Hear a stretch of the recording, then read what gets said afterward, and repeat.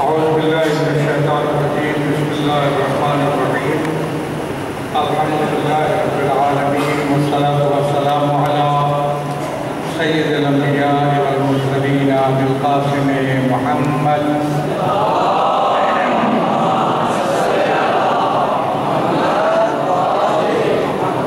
وآل الطيبين وصحبه المنتجبين. أما بعد فقد قال عليه الصلاة والسلام: وما إمامان قاما أو قعدا. عزیزان گرامی، میں سب سے پہلے آپ تمام حضرات کو ولادت باسعادت امام حسن مجتبیٰ علیہ السلام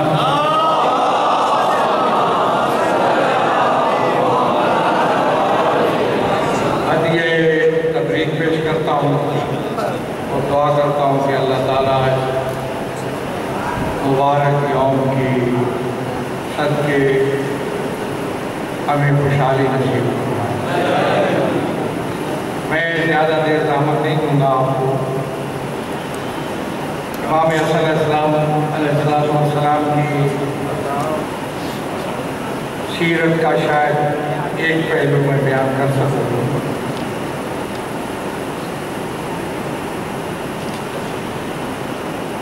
حسن ابن علی کی شخصیت، ان کی عظمت، ان کا مقام، کہ بہت سے پہلو ہیں جن پہ گفتگو ہو سکتی ہے، لیکن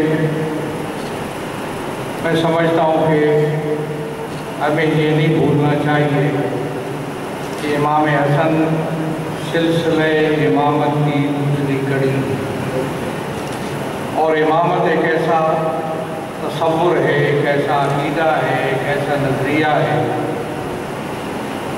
کہ جس سے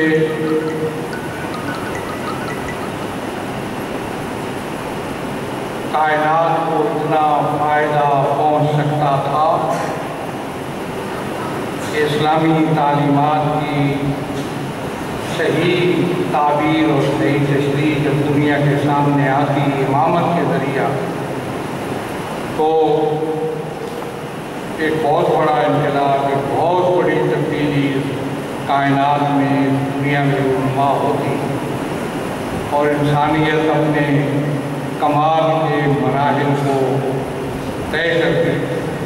لیکن بدقسمتی سے رکاوٹیں آئیں، جس کی وجہ سے نظریہ امامت کو عملی جامہ پہنانے اور اس سے مستفید ہونے سے کے سامنے رکاوٹیں کھڑی کی گئیں، اور انسانیت امامت کے تصور سے مستفید نہ ہو سکے۔ امامت کا تصور آپ جانتے ہیں کہ ہمارے لیے ختم نبوت کے لیے سب سے بڑی دلیل عقیدہ امامت، تشیع امامت کے قائل ہے، اور امامت کا مقصد یہ ہے کہ نبوت ختم ہو چکی اور سلسلہ امامت شروع ہو چکا۔ سلسلہ امامت کے ذریعہ تحفظ کرنا تھا شریعت کا، نفاذ کرنا تھا شریعت کا، اور تفہیم کرنی تھی شریعت کی۔ شریعت کے مفاہیم کو لوگوں کے سامنے عملی طور پر پیش کرنا، ان کا نفاذ کرنا، شریعت کا تحفظ کرنا، یہ امامت کے ذریعہ تھا۔ اور لیکن امامت کے سلسلے سے استفادہ حاصل نہ کیا جا سکا اور رکاوٹیں کھڑی کی گئی۔ لیکن پھر بھی اس کے باوجود بھی ائمہ نے جو کردار ادا کیا اپنے اپنے دور میں، اس ہر کردار امامت کے تقاضوں کے مطابق تھا۔ امام حسن علیہ السلام نے بہت بڑا کارنامہ انجام دیا، اور اگر وہ اقدام جو امام حسن علیہ السلام نے کیا اگر وہ نہ ہوا ہوتا تو آج دنیا کے سامنے اسلام کی صحیح صحیح تصویر اور صحیح تعبیر پیش نہ ہو سکتی۔ امام نے اپنے عمل کے ذریعہ، اپنے کردار کے ذریعہ تحفظ کیا تشیع کا، مکتب تشیع کا، اسلام کی تعبیر اور تشریح اور اسلام کی جو اعلیٰ و افضل اور اولیٰ تعبیر ہے اس کا تحفظ کیا امام حسن نے اپنے کردار اور عمل کے ذریعہ۔ اور میں سمجھتا ہوں کہ یہ کارنامہ کربلا کے کارنامے سے بڑھ کر ہے۔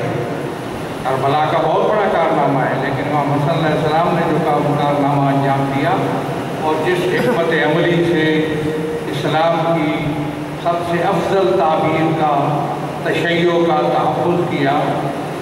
آج اگر دنیا کے اندر تشیع موجود ہے اور تشیع اسلام کی ایک تعبیر کے طور پر دنیا اس کی طرف متوجہ ہے، لوگ بشریت آج اسلام کی تعبیر کی تلاش میں متلاشی ہے۔ انہیں اسلام کی تشریح چاہیے، تعبیر چاہیے، تفسیر چاہیے، اور وہ صحیح تعبیر و تشریح اگر مل سکتی ہے انہیں تو مکتب تشیع میں مل سکتی ہے۔ آج اگر مکتب تشیع موجود ہے اور اسلام کی ایک تعبیر اور تشریح کی حیثیت سے موجود ہے، اور ان لوگوں کے لیے جو تشنا ہے اور اسلام کی مفہوم اور اسلام کی تعبیر و تشریح چاہتے ہیں، تو میں سمجھتا ہوں کہ یہ کارنامہ امام حسن مجتبیٰ کا ہے، یہ کارنامہ نظریہ امامت کا ہے، اور اس حوالے سے تشیع سب سے بالا اور سب سے برتر ہے۔